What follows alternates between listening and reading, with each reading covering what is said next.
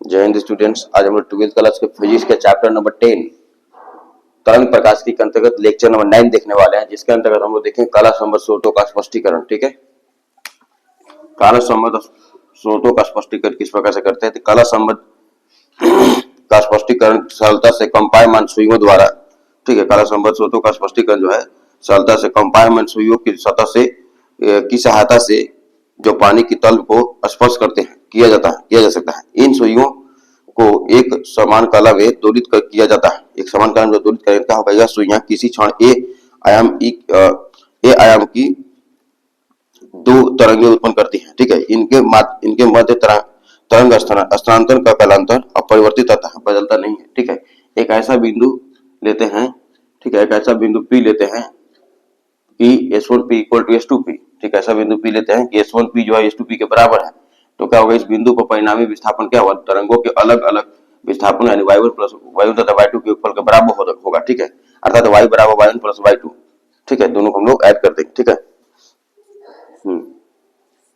अच्छा, समीकरण इसको ही दे देंगे, परंतु y1 equal to a sin omega T और y2 equal to a sin omega T, दोनों का अंतर समान है और दो आयाम भी समान है, तो दोनों को ऐड करेंगे इस वैल्यू रख करके। ठीक है, तो क्या हो जाएगा? 2a sin ओमेगा टी हो जाएगा। एक अन्य बिंदु p डैश लेते हैं, एक अन्य बिंदु हम लोग p डैश लेंगे, p डैश है। ठीक है, p डैश लेते हैं, जबकि S1 p dash equal to S2 p dash. ठीक है, तो S1 p dash minus S2 p dash equal to lambda, जहां लेमडा तरंग लंबाई है। ठीक है, तो y1 equal to a sin omega T और y2 equal to a sin omega T plus 2 पाई।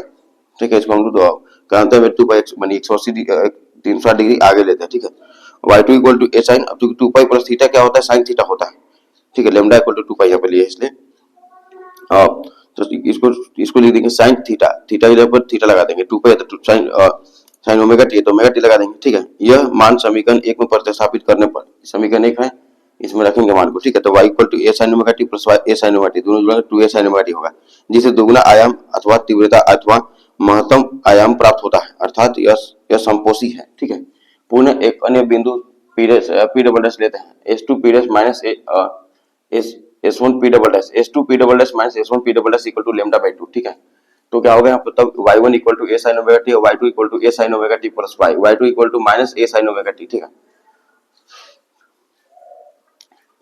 क्योंकि क्यों ऐसा आएगा? क्योंकि पाई प्लस थीटा होता है, sin pi plus theta minus sin theta होता है, इसलिए। ठीक है, समीकरण 1 में y 1 से y बराबर y1 प्लस y2 मान रखेंगे, यहाँ पर दोनों घर के क्या हो जाएगा? 0 हो जाएगा, क्योंकि ऋणात्मक के धनात्मक है ये वाला, दोनों घर के 0 हो जाएगा, जिससे शून्य आयाम या तीव्रता या विनाशकारी अध्यारोपण या न्यूनतम अध्यारोपण प्राप्त होता है। ठीक है, यह प्रतिबंध संपोषी दीप्त प्रवाह का समानीकरण।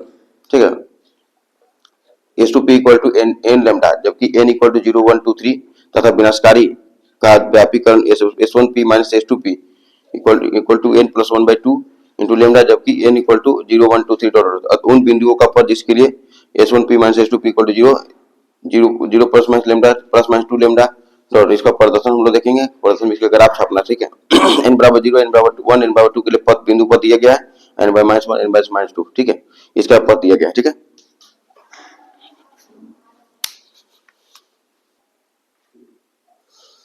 देखिए, कला संबद्ध स्रोत के निर्माण की विधियां। प्रकाश के व्यतिकरण के अध्ययन के लिए कला संबद्ध स्रोत निम्न दो प्रकार से उत्पन्न किया जाता है। पहला तरंगाग्र विभाजन द्वारा और दूसरा आयाम विभाजन द्वारा। तरंगाग्र विभाजन द्वारा कैसे उत्पन्न करते हैं? इस स्थिति में एक तरंगाग्र को दो भागों में विभाजित कर दिया जाता है।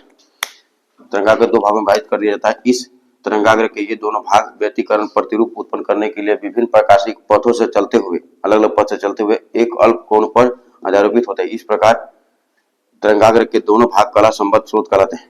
ठीक है, यंग के द्विस्लिट प्रयोग, लॉयड दर्पण प्रयोग और फ्रेनेल के द्विप्रिज्म प्रयोग में प्रकाश के व्यतिकरण तरंगाग्र के विभाजन द्वारा अध्ययन किया जाता है। ठीक है, इन प्रयोगों में प्रकाश का व्यतिकरण तरंगाग्र के विभाजन, ठीक है, व्यतिकरण तरंगाग्र के विभाजन द्वारा अध्ययन करते हैं हम लोग।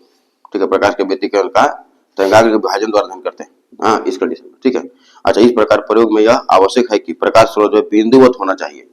ठीक है, मतलब कि तरंगाग्र विभाजन वाले में बिंदुवत प्रकाश का स्रोत होना चाहिए। प्रकाश का स्रोत कैसा होना चाहिए? बिंदुवत। ठीक है, देख सकते हैं हम। अच्छा, आयाम विभाजन के द्वारा इस स्थिति में आने वाली तरंग का आयाम आंशिक परावर्तन और अपवर्तन के द्वारा दो या अधिक भागों में विभाजित कर दिया जाता है। दो या अधिक भागों में विभाजित कर दिया जाता है। ये दोनों भाग कला संबद्ध पुंज के रूप में कार्य करते हैं।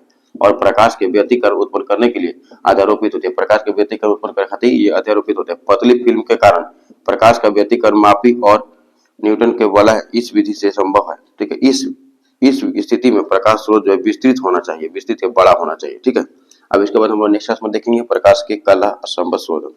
ठीक है, थैंक्स फॉर वॉचिंग।